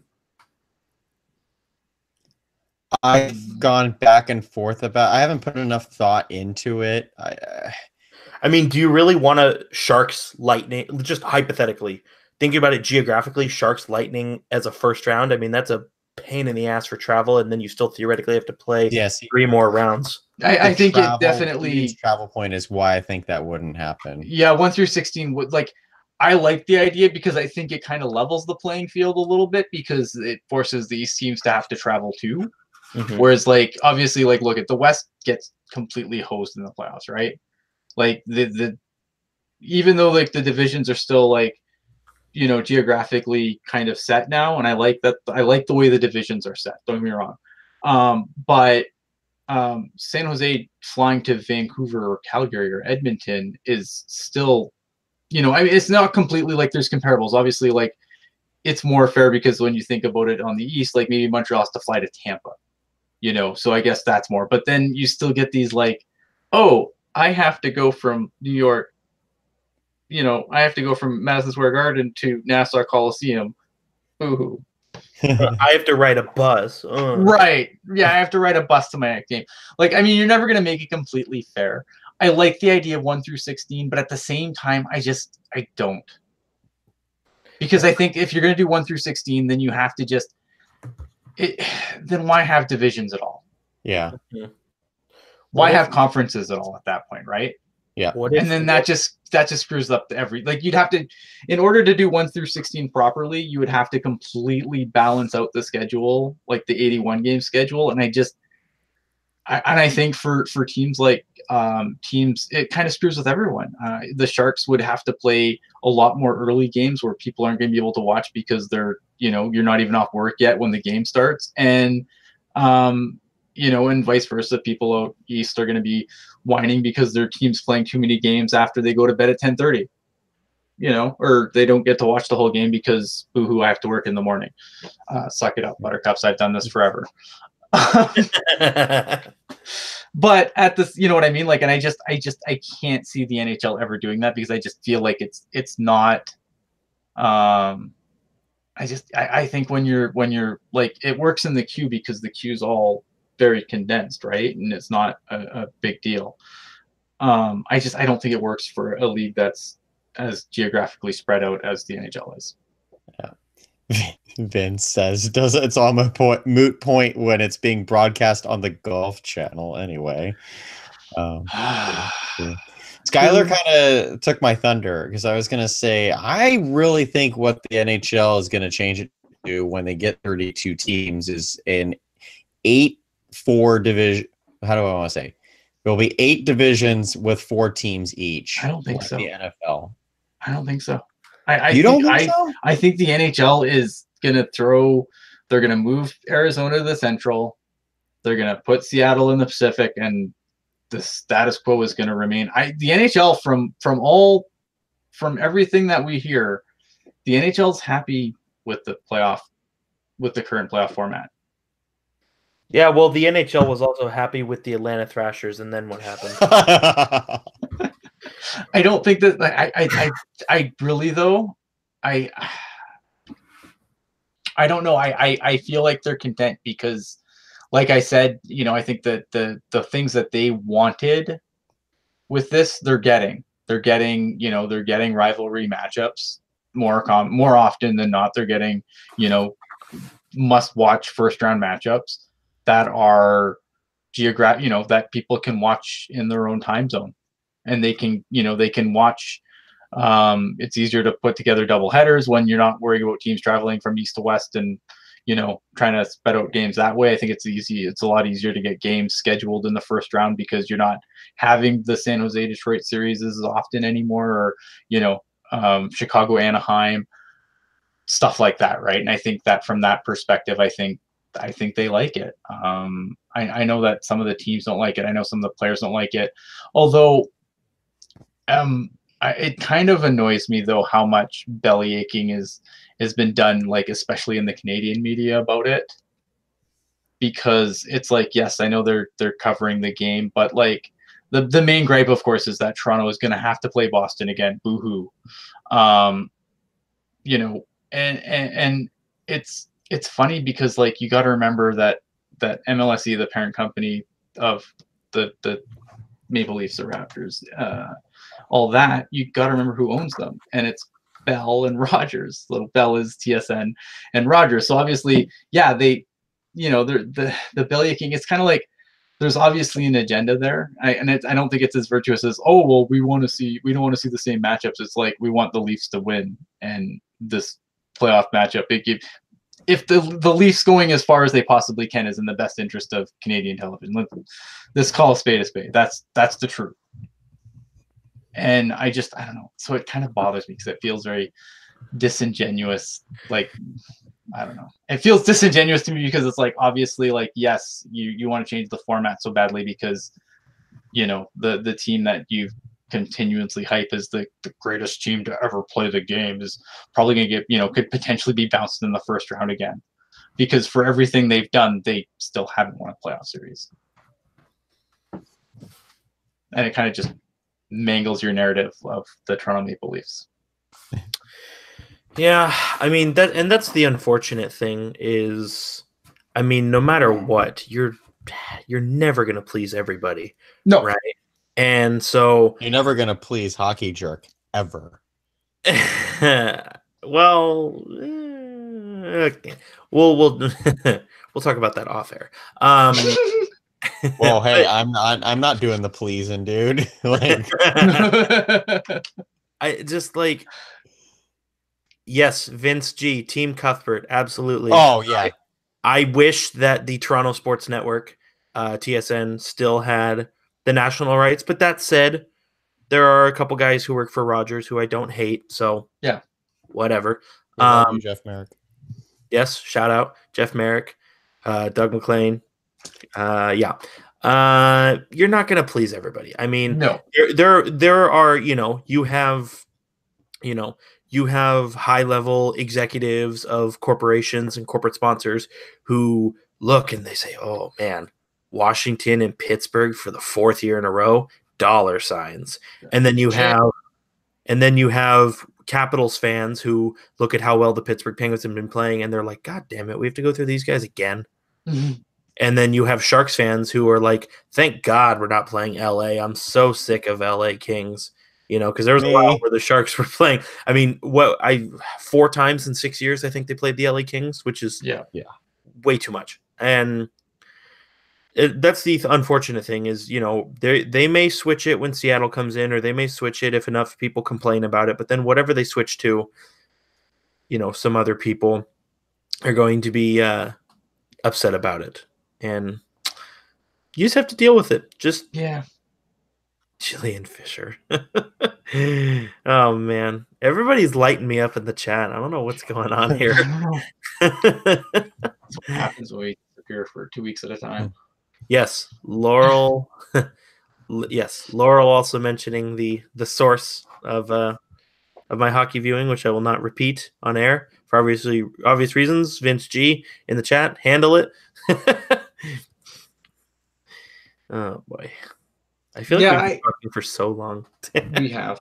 But I don't know, like, and that's I guess that's the only thing that bothers me about it though, is it's like just when there's like an article about it every day, like it's just like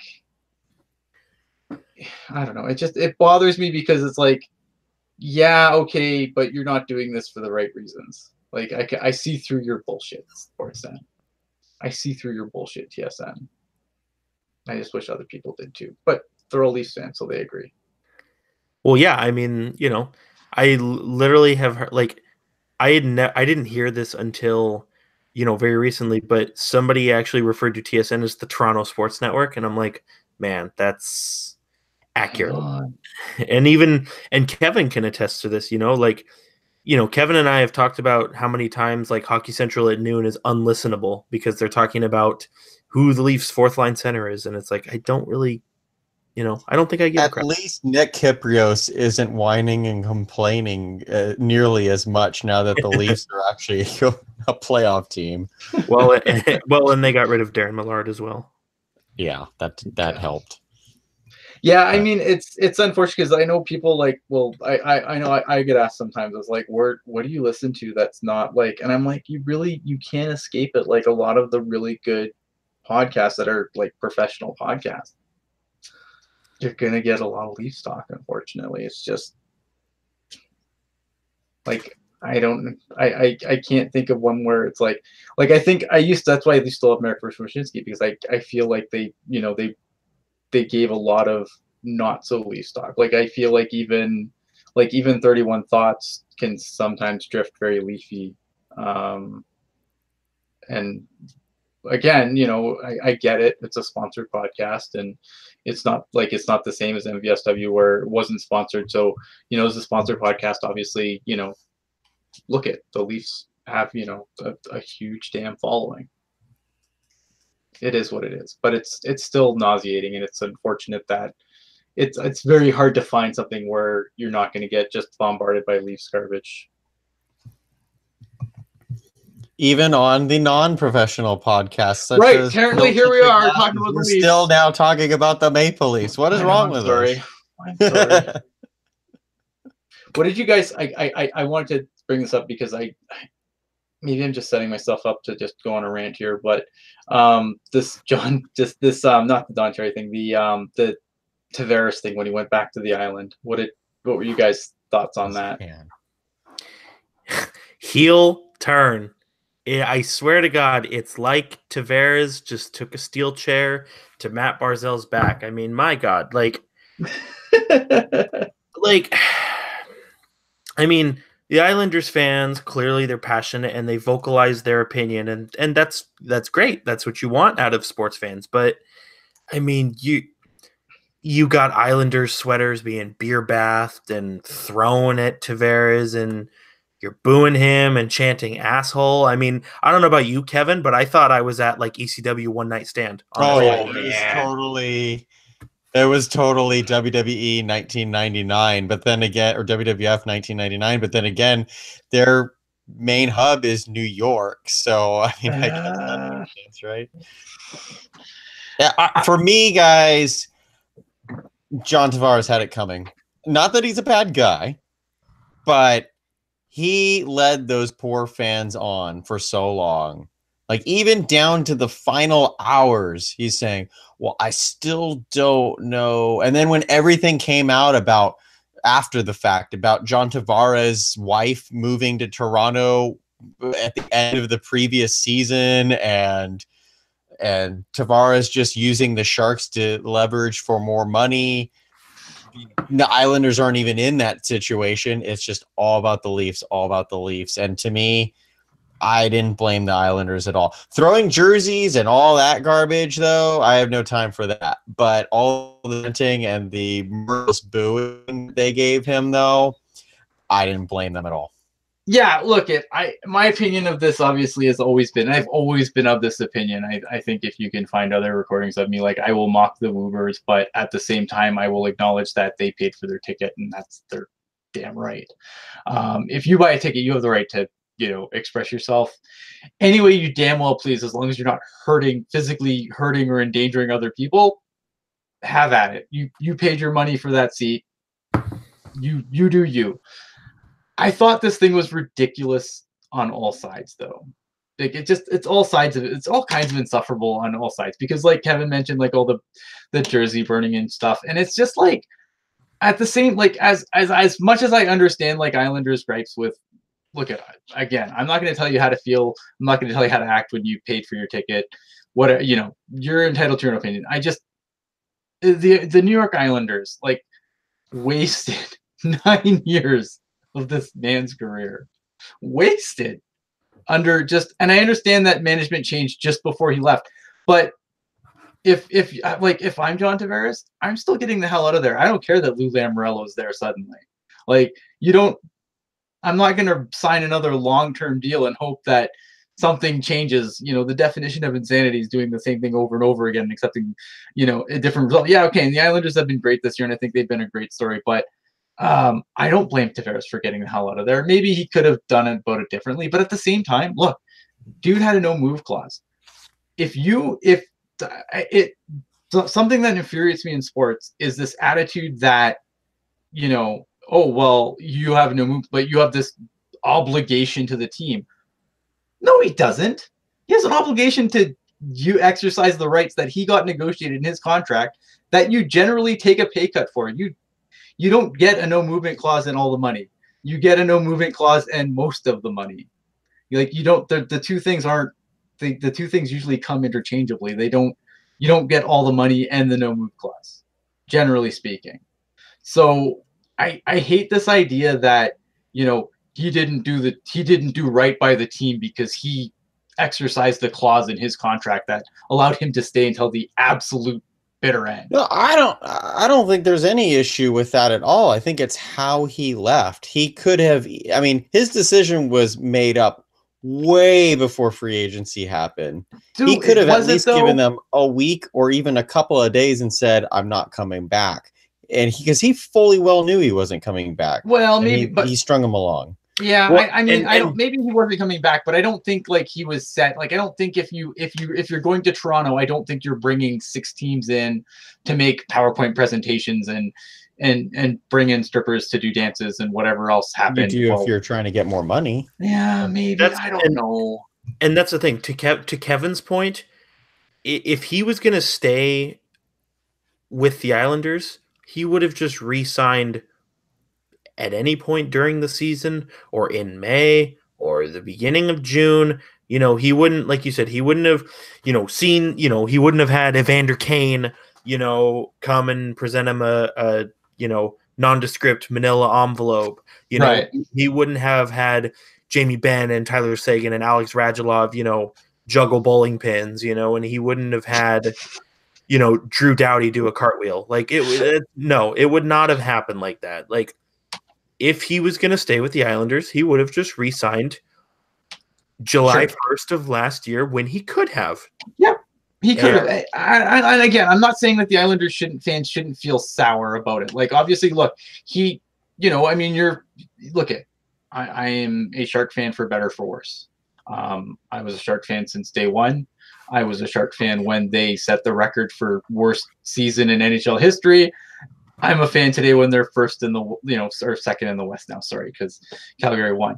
Like, I get that you just, I understand that the fans are passionate and everything else. So I get that, they're allowed to feel betrayed, and I'm not disagreeing with that. I just think some of it was a little overblown. But at the same time, now let's shift back to Toronto. I know I'm the worst fucking podcaster ever because here I am back on Toronto.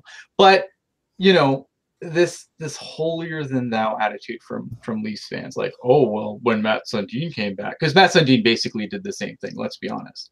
And when Matt Sundin came back, they were very respectful. Blah blah blah.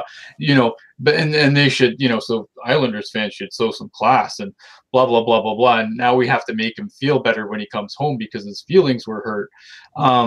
Like that was just as ridiculous and just as insufferable, and it was just vomit inducing. Like, oh, the greatest fans and the greatest city and the greatest team. Oh, we're so much better than everyone. Like, Win a playoff series for fuck's sakes. Yeah. Illuminato's question about Joe Pavelski's contract coming to a close at the end of this season. What's he gonna do? What's he supposed to do? Is he gonna stretch this out for till June 30th and then sign with Detroit on July 1st? I mean, Joe Pavelski. I mean, that's a good question, man. I don't even know what to think there anymore now, because like with the season he's had, like if I'm the Sharks at this point, I think the best thing I can hope for as a Sharks fan is he starts coming back on, really short deals. But at the same time, I feel like Joe Pavelski, based on where he is in his career, I'm looking for that one last big payday. Yeah. Mm-hmm. And that last big payday is going to come with term, and I am not comfortable with giving Joe Pavelski term. I would give him a payday for next season. Fantastic. Maybe 2 seasons, and even then I'm kind of like, But, I don't look at a lot of guys are really productive, up to the end of their, till they're a lot older than Joe Pavelski. It's just the idea of Joe Pavelski getting a long-term deal with the Sharks terrifies me. Well, it's like you said. You said on Twitter that you welcome our 8x7 Pavelski overlord, which was incredibly sarcastic. No, and you know what? I said it probably as early as the playoffs ending last season. I said the better Joe Pavelski does in 2018-19, the less likely it is he re-signs. And I mean, homeboy's at 37 goals this year after his career was allegedly over, which by the way, I stood by him and when everybody else didn't. So hi. Hey, I did too. Sorry, forgot Kevin. I'm just very passionate because Joe Pavelski is my favorite player. But yeah, I mean, I'm hoping it's not a situation where where it's The Decision Part 3, and there's movie presentations and Las Vegas Showgirl. Do you think Joe Pavelski's going to get that though? Like, I don't put Joe Pavelski on that. I don't think Joe Pavelski's elite. I mean, I think he's very good. I don't think he's not John Tavares, Steven Stamkos. Level. He's not, but he's not. You're absolutely right, Ian. But we've seen in the past teams who are desperate to fill a void will do some stupid things. Now, if I look at I know we talked about them earlier. I look at the New York Islanders who need a second line center. Maybe Joe Pavelski fits that bill for them. And then we can boo John Tavares because he's the reason that Joe Pavelski left us for the Islanders. Right, because if John Tavares didn't leave them the cap space to sign Joe Pavelski, we'd be fine. I love that. I love it. Oh my God, this is amazing. See how we bring things full circle? I just think, it sucks because I mean he's the captain of the team. He's obviously my favorite player, but at the same time, it's looking pretty bleak because I mean, if you think about it from his perspective, why wouldn't he want to go ring the bell again? Especially he should. He's I don't begrudge him the right to ring the bell because I think he's earned it. I just don't want that bell to be rung in San Jose because I don't think long term it's the right move for the Sharks. It's just like Marleau, different point of their career, but I don't blame Patrick Marleau for one bit to sign with Toronto. I mean, golly. Nobody else was going to be offering that kind of term and money. So why wouldn't he leave for that? Yes, but to Ian's point earlier, win a damn playoff series. Yeah, I mean, it's absolutely it is within his right, and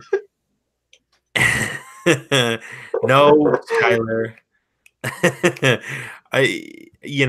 He absolutely has the right to ring the bell. I think he will ring the bell, but it's just, I mean, everybody's talking about Erik Karlsson and everybody's talking about Joe Thornton and Gus Nyquist and all this stuff. And it's like, you can't have it all.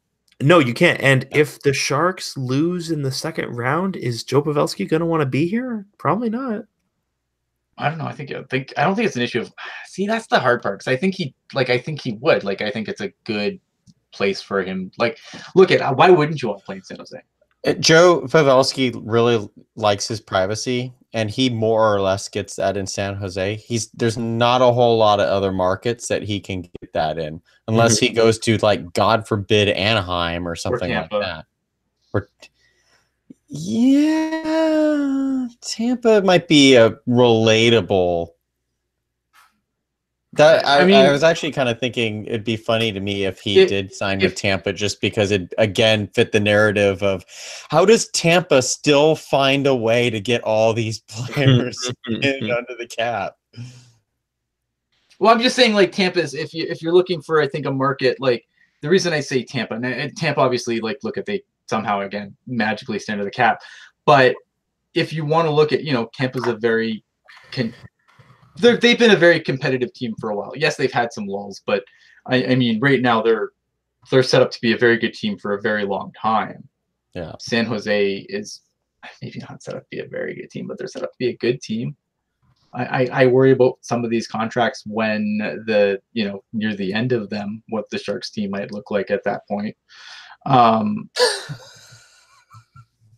not going to be pretty. Ayo, welcome to the chat. I've missed you. I was really hoping I'd see you at the Teal Town event last weekend, but Ayo says if he goes to Arizona, people might think Pavelski is Shane Doan. Huh? Yeah, I mean, I just think, like, again, like, I use Tampa as a comparable because you can still have a competitive team and yet have that anonymity in the market. That's why I brought up Tampa. Of course, we could all be wrong. Maybe Joe Pavelski takes 2 times 5 and is fine with it. That'd be awesome. Right, and I'm fine with that. Again, I don't mind a short-term deal for Joe Pavelski. What scares the hell out of me is a 6 or 7 year, like, a career-ending deal like that, like Brent Burns is on and Vlasic's on and everyone else is on. Like, I don't think the Sharks can afford to tie up Joe Pavelski with money until the end of his career. Yeah, on a 6 or 7 year deal, I think that would be a colossal mistake. Yep. Yeah, it wouldn't look bad right away. Like, Brent Burns' deals obviously doesn't look bad right now, but what is it going to look like in 3 years, 4 years, 5 years? I still think Brent Burns is on his last year with the Sharks, but that's just me. Well, if you if that happens, then Vince G and I may have to retire from the Foreseen game. All right, guys. We should probably get out of here because I know we've gone pretty long today. We needed to. We just needed to talk. I don't know. Yeah. If you like what you saw, even if it was incredibly long-winded and maybe a little instead of teal, it got a little blue tinted there for a while, and I apologize for that. It's my Canadianness. Watch everything before I came on, because the show really was outstanding until I derailed this thing. I really thought it was a great episode until I came on. So go subscribe, tell a friend to subscribe, and rewatch the first 45 minutes of the show before I came on. All right. Yeah, okay. I'm sorry, Skylar. I will do better. I will try to do better. I like to punch at them. I'm sorry. I don't talk about them in a positive light usually. That's something, right? All right. No, I guess not. All right. And now it's time to talk about the Toronto Marlies. So the Marlies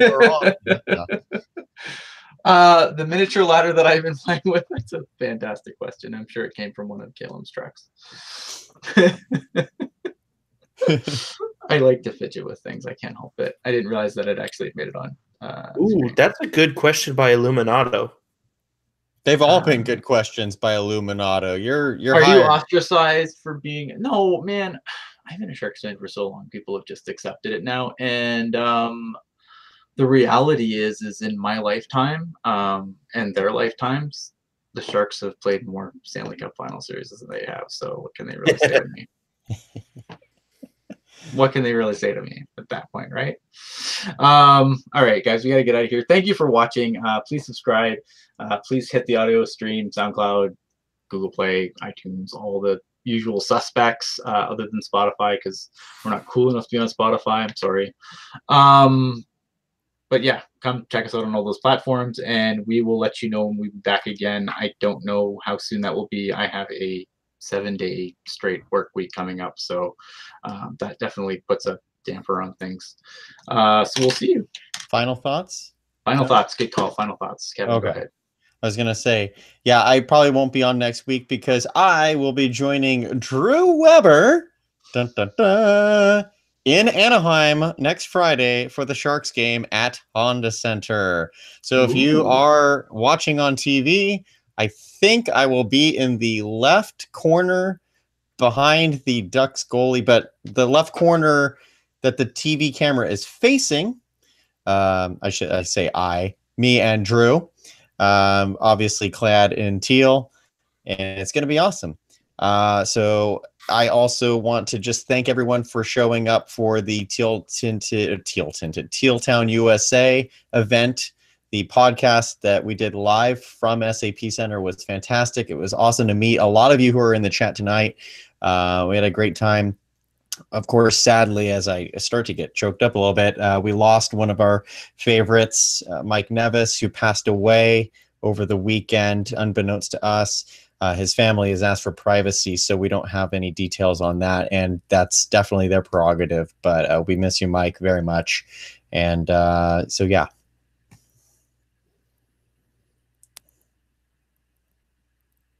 Mr. Hockey Jerk. I'm sorry I was muted. Final thought. I will not be joining Drew Weber in Orange County next week because I am a broke college student, as I'm sure most of you are familiar with. What college? That's none of your damn business. If you liked what you heard, Western Career College, you can do it. Oh my god. Sorry. No, you're good. Yes, Skylar, I will be at the next Pittsburgh Penguins game. I will be wearing my Evgeny Malkin Stadium Series sweater, and I'll have a toque / beanie on, depending on what side of the border you live on. The toque. Yes, I know I'm getting roasted tonight, and oh, okay.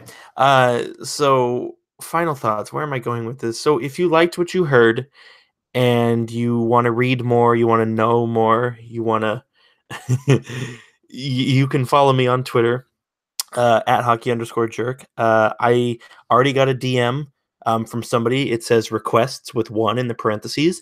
I'm hoping it's not a porn bot or a Saudi prince, but we'll see. If you have any trade proposals or cooking recipes, or if you just want to make fun of me some more, you can email me hockeyjerk10@gmail.com. And look, when the Sharks do good, it's good, and the NHL is fun. And if you're getting sick of hearing me, I'm sorry to tell you that will not change. Back to you, Ian. I don't even know what to say. Yes, sorry. I don't mean to interrupt you. Sorry. Man to be. Yes, Man to be. The original jerk. If you live in Carolina, you're going down. Have you ever heard of court? Because that's where we're going, because you stole my intellectual property, and those idiots didn't even send me a damn t-shirt. So it's fine. Go ahead. Did Don Cherry steal your thing first? Yeah, everybody's stealing my thing. I even tweeted them. I'm like, hey, that's my name. Can we just end it? And then they made more shirts. And I'm like, all right, I'll see you in court. See you in court. Hockey Jerk is going to Western Career College to become a lawyer so he can sue the Carolina Hurricanes. Vince G with a foreseen. If Peterborough gets bounced in the first round, which they probably will, I agree. Merkley joins the CUDA on a PTO for the rest of the season. Absolutely. I would not be shocked to see that happen. Other thoughts for me, I don't really have any final thoughts. I've talked so much. I've said so many things. Yeah, no, I'm good. Watch hockey, be happy, love life. Good night.